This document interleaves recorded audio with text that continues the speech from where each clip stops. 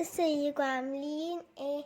النهارده هنعمل معاكم وصفة الكشري المصري. الكشري المصري طعمه يامي يامي يامي. جربوه مش هتندموا، ومتنسوش تعملوا لايك واشتراك وتفعلوا زر الجرس عشان اول لما انزل فيديو تبقى اول ناس تشوفوه.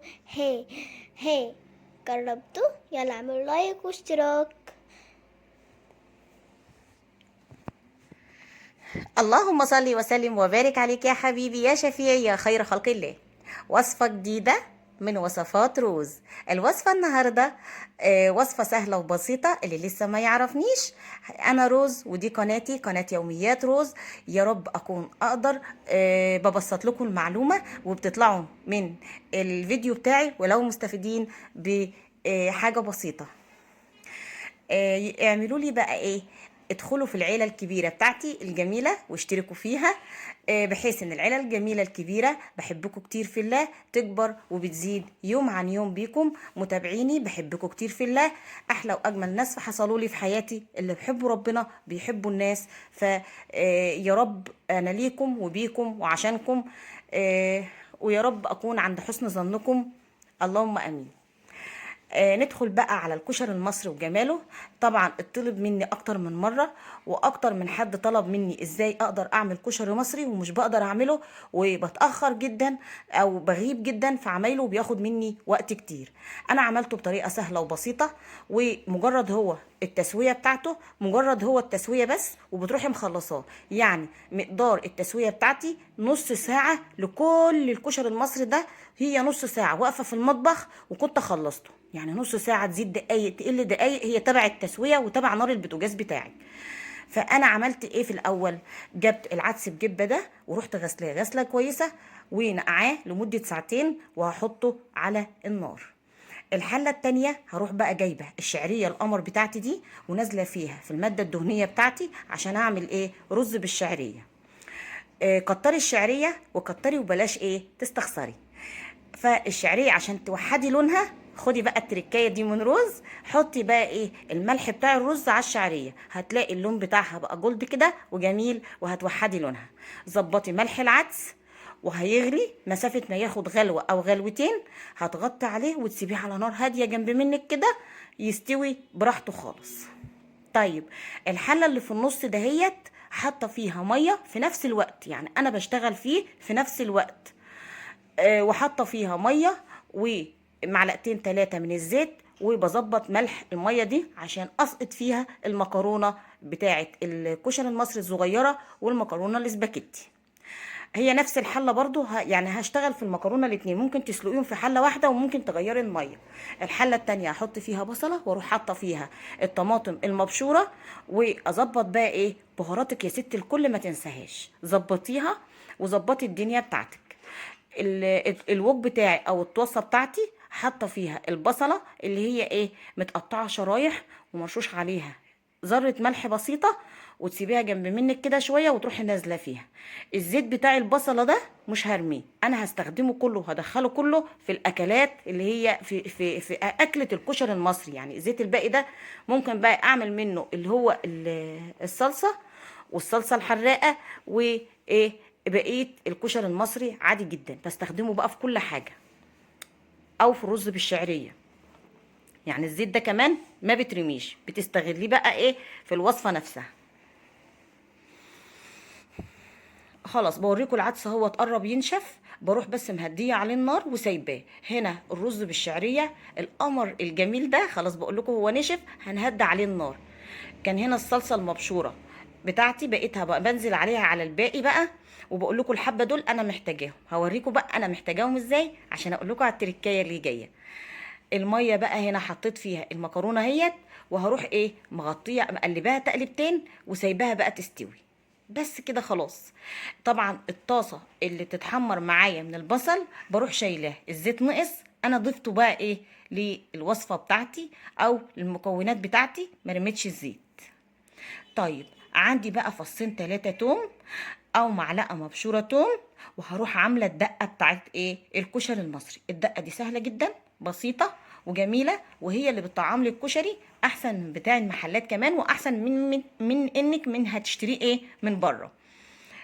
جميله جدا. انا عملت ايه؟ اديت بس للتوم بتاعي لون، بس مجرد ان هو يبقى اصفر معايا كده او ذهبي، وهروح نازله ايه بكوبايه من الميه، ونص او ربع الفنجان، فنجان صغير على فكره مش كبير، خل. ودي ربنا يبارك لي فيها، بتوريكم الخل ايه.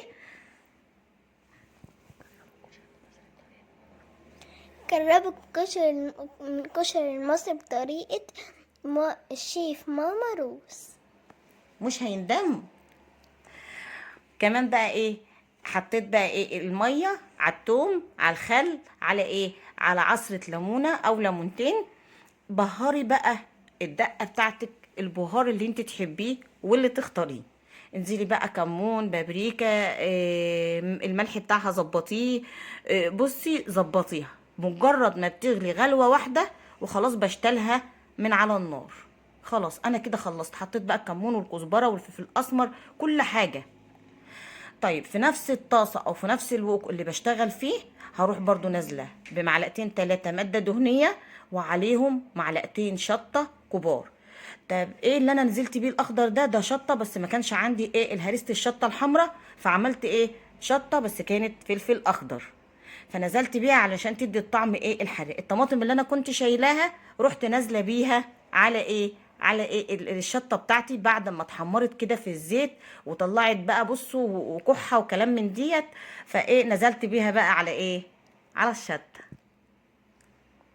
وده الشكل النهائي وخلاص خلصته. يعني هو بص، مجرد ما انا عملت الفيديو كده ممكن اكتر 10 دقايق كمان عشان وقت التسوية بس، كده خلصته. وكده خلصت. هغرف بقى احلى طبق كشري معايا.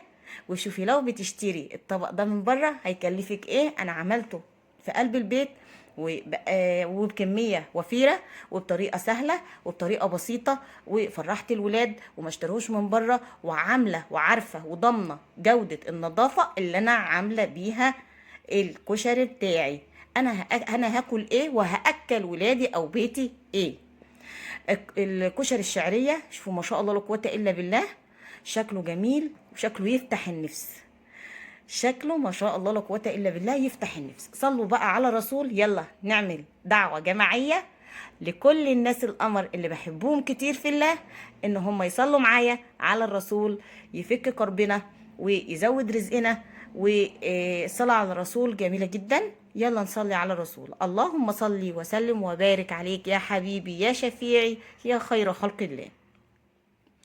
حطيت بقى اللي هي المكرونه الاسباجيتي، ودي المكرونه التانية. انا طبعا يعني ايه مش راضيه اطول عليكم الفيديو اكتر من كده. دي المكرونه اللي هي الصغيره بتاعه الكشري برضو، حطيتها بقى مع المكرونه مع الكشري الشعريه او الرز بالشعريه. العدس بجبه مستوي ومفلفل جميل حلو. طيب لو موجود حمص عندك وعايزه تعملي حمص، انا ما كانش عنده حمص ومش من هواة، يعني معظم البيت عندي مش بيحب الحمص على الكشري، فعشان كده استغنيت عنه. ممكن انت تقدري بقى تسلقي الحمص وتعامليه معاملة ايه حمص الشام، وتاخدي منه الحبايات بتاعه الحمص وتحطيها بقى كده ايه على الكشري. مش موجود هو كده طعمه قمر قوي وهيوديكوا في مكان تاني. الصلصه بتاعتك بتظبطيها زي ما بتحبهم، وبتحطي العدس، وبعد كده ايه بترشي بقى رشه من البصل المفلفل المكرمل القمر على وش بقى الطبق بتاعي. حطيت بقى معلقه دقه، كمان معلقه شطه خفيفه. والشطه بحطها جنب الاكل هي والدقه، للي حابب يزود، مش حابب يزود خلاص اوكي هو براحته.